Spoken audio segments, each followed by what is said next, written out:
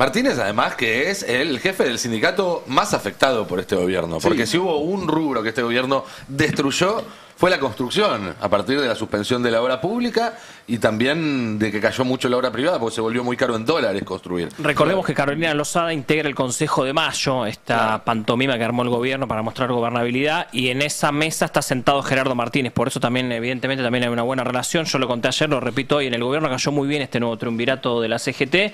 La línea del gobierno sigue siendo la misma que antes, que es seguir en diálogo con la CGT. Recordemos que no se terminó de romper nunca el diálogo entre la central obrera y el gobierno. En un momento el interlocutor era Guillermo Francos, también Santiago Caputo. Va a seguir en esa misma línea el gobierno. Dicen que gente muy capaz, la que asumió, la que va a asumir, este triunvirato que va a asumir, que necesitaban una renovación. Esto lo dijeron ayer inmediatamente en la Casa Rosada. Están evidentemente contentos con este nuevo triunvirato y que los van a convocar en cualquier momento para tratar de, obviamente, debatir y terminar de meter finalmente la reforma laboral. Obviamente tienen que tener diálogo con la CGT de todas maneras. Así que hay que ver cómo se da este nuevo diálogo con esta nueva gente. ¿El plan del gobierno sigue siendo que esto se trate antes de fin de año? Si se mete rápidamente el presupuesto, sí, hay dudas igual sobre esto. Si no, se pateará para fin de enero o febrero. Pero sí, la idea del gobierno es sacarse encima todo rápido este año. El tema es que hay que ver cuánto demora el tratamiento del presupuesto. Lo primero que va a tratar el gobierno ahora en diciembre, en sesiones extraordinarias, es el presupuesto 2026. Pero hay que ver cuánto se demora. Se puede llegar a demorar varios días. Si lo mejor ya no le dan... Presupuesto, reforma laboral y después reforma tributaria.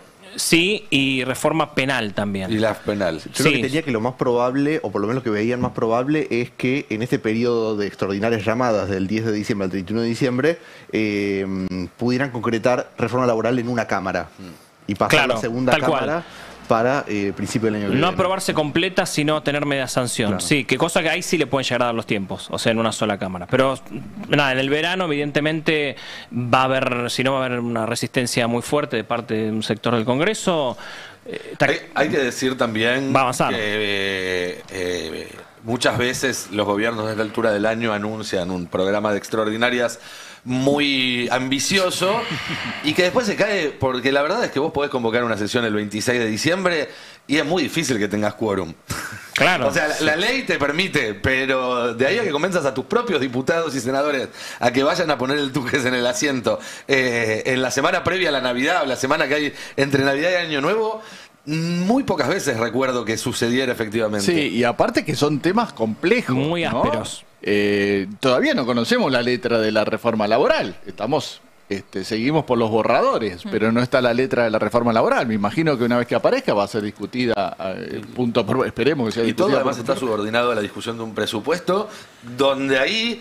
Sí, porque en la reforma laboral ponele que los gobernadores tengan incentivos para alinearse con el gobierno, porque los sponsors de ellos son los mismos y demás. Ahora, en el presupuesto se va a discutir de guita y mango que no le toque a uno le va a tocar a otro. Ahí sí va a ser muy difícil para el gobierno dejar contentos a todos como para construir una mayoría que le permita avanzar. En eso arranca hoy Diego Santilli, que a las 3 de la tarde va a recibir a Ignacio Torres. Nacho Torres, gobernador de Chubut, es el debut de Santilli como ministro de Interior.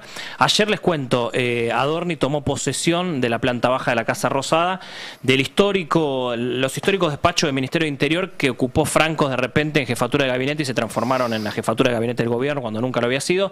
Adorni finalmente ocupó ese despacho ayer. Me contaron que hubo una limpieza energética ayer, un clásico de Karina Milei. Sucedió ayer. ¿Santilli también? Santilli no, pero se habla de inciensos y palos santos. Uy, el palo santo, cómo lo odio. Sí, a mí me hace doler la cabeza el palo santo. Porque Macri usaba cuencos tibetanos. Sí. Bueno, Macri era más sofisticado y cosmopolita y esto es más... No, esto es más esotérico. Viene más de la rama de Karina Milei. Ya se había hecho con el despacho de Eduardo Serenellini. No sé si se acuerdan, fue secretario de Comunicación. Karina Milei se lo quería sacar encima. Milei no, finalmente ganó Karina, como gana siempre. Y finalmente lo sacaron. Y cuando se fue Serenellini, ese mismo día se hizo una limpieza energética. Johnny, pero la interpretación sería como que Francos y Catalán dejaron energías no, me decían eso. No es que tienen mufa encima, sino que se hace siempre. Es una especie de bautismo. De limpieza. Sí, de limpieza. De buenas ondas para que sea buena la gestión del que viene, en este caso Manuel. Yo realmente espero que sea una excusa para revisar que no hayan dejado micrófono. micrófonos. Bueno, Con una mano en el corazón. También puede ser. No Con una mano en el estoy, corazón. no estoy del todo en contra, qué sé yo. Hay que usar todas las herramientas para tener un futuro mejor, ¿no?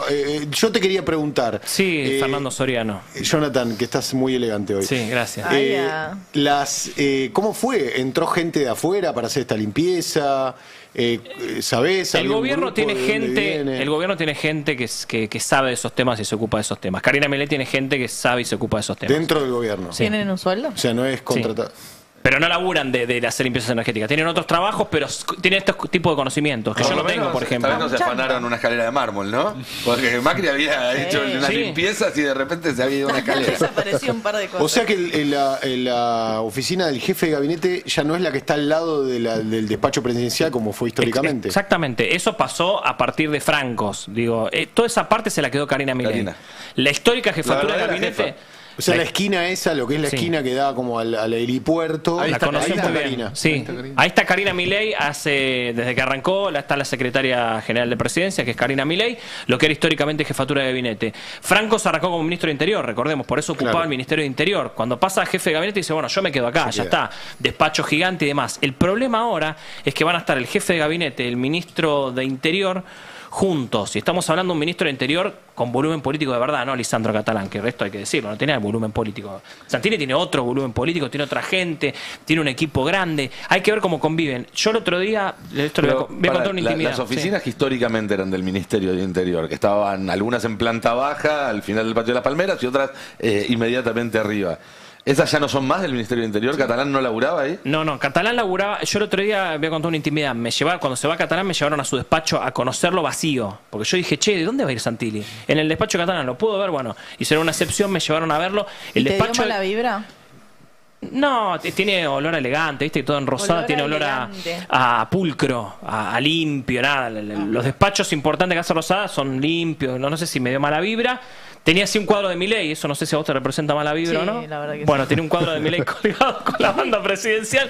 Me hicieron pasar, es ínfimo. El ¿Y las despacho oficinas del Ministerio de Interior? Digo, porque tenía una parte muy grande de la Casa Rosada del Ministerio de Interior. ¿Ahora eso quién lo ocupa?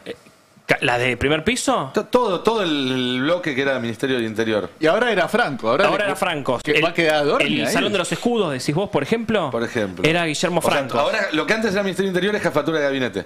Lo era con Franco, jefatura de gabinete. La particularidad de ahora es que Adorni toma ese lugar como jefe de gabinete y Santilli, que tiene un volumen político muy grande, se va a quedar con un despacho muy chiquito. Lo vi el otro día, muy chiquito, casi que no tiene escritorio, tiene unos sillones. No, yo insisto, para mí ahí Santilli va a decir, che, voy a recibir gobernadores y Claro. demás, va a ser mi lugar.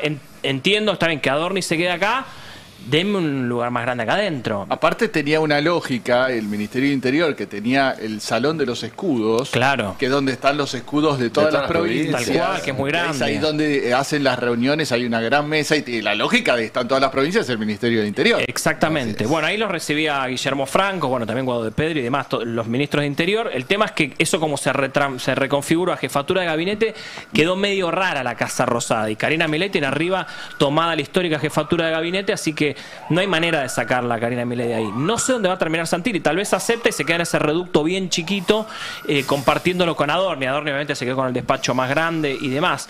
Hay que ver cómo se da eso. Pareciera que Santilli va a aceptar. Hoy a las 3 de la tarde, lo va a recibir a Nacho Torres, un pro puro, y a las 4 va a recibir un peronista aliado del gobierno, como Raúl Jalil Catamarca. Y el lunes también hay novedades, porque esta ronda de recibir gobernadores sigue. El lunes lo va a recibir a Marcelo Rego, gobernador de San Juan, a Gustavo Sáenz de Salta, y para mí lo que va a ser una de las fotos del día, Martín Yarlora, gobernador de Córdoba, va a estar el lunes en la Casa Rosada. Al final se junta con Pituquitos de Recoleta. Ya llora. ¿Viste? Al final... A Kicillof no lo va a llamar. A ver, el gobierno para afuera está diciendo que no va a pasar. El tema es que Santilli, con su ambición de ser primero candidato y después gobernador de la provincia de Buenos Aires en 2027, va a quedar ahí en una posición bastante rara, de darle la espalda a los bonaerenses. Claro. Vamos a ver cómo termina de contar esto el gobierno y cómo termina de contar esto Santilli y cómo lo terminan de llevar a cabo. Yo entiendo que Santilli va a tratar de pujar para de alguna manera tener diálogo con la provincia de Buenos Aires fluido, porque él si va a llegar a 2027 sin, habiéndole dado la espalda a la provincia de Buenos Aires, demostrando odio a los bonaerenses, sin darle un mango a la provincia de Buenos Aires, si el gobierno nacional va a fundir a la provincia de Buenos Aires, no le va a dar un mango, el gran responsable va a ser Santilli, que es ministro del Interior, y Santilli en 2027 quiere ser gobernador. No voy a darle ideas, pero un conflicto parecido se había dado en su momento durante el gobierno de Néstor y el primer gobierno de Cristina, sobre todo durante el primer gobierno de Cristina, donde estaban peleados con Scioli, Néstor y Cristina, y al mismo tiempo, obviamente, el electorado más importante para ellos estaba en la provincia de Buenos Aires. En su momento, la resolución que habían encontrado era que negociaban directo con los intendentes. Claro. El problema que tiene Santilli para eso es que la mayoría de los intendentes son peronistas, no son de la Libertad Avanza, así que y habrá encima que están ver. con Kicillof, digo, encima están y además en un están bloque alineados fuerte con el gobernador. Sí, va a tener un problema ahí Santilli, hay que ver qué va a pasar con eso, hay que ver cuánto puede llegar a ganar ese terreno él y cuánto Milei le dice, y Karina le dice, no, mira, hasta acá. Lo veo más duro a Milei en eso, no tanto a Karina Milei, porque Karina Milei va a querer que una persona de la Libertad Avanza, como es hoy Diego Santilli, quiera que va a ganar la provincia de Buenos Aires 2027, o sea, ahí va a haber una puja entre los hermanos, porque el relato de Milei choca, estamos hablando por un lado de juntarse con un Axel Kicillof que tiene pretensiones presidenciales de 2027, de disputarle la reelección a Milei, pero por el otro lado la Libertad Avanza va a querer ganar la provincia de Buenos Aires, con un candidato sólido, mucho más sólido que Esper, no sé, o que Diego Valenzuela, que en un momento lo pensaban, me parece que Diego Santilli es un candidato sólido, para disputar, a lo mejor después no gana o pierde, pero para disputar es un candidato más serio. Bueno, de hecho ganó, por muy poquito, pero ganó. Claro, y tiene proyecciones Ganó para dos veces, 2027. de hecho. Ganó en el 21, Bueno, ganó en el ahí 25. se va a generar una incomodidad dentro del gobierno, dentro de la Libertad Avanza, entre Santilli y demás.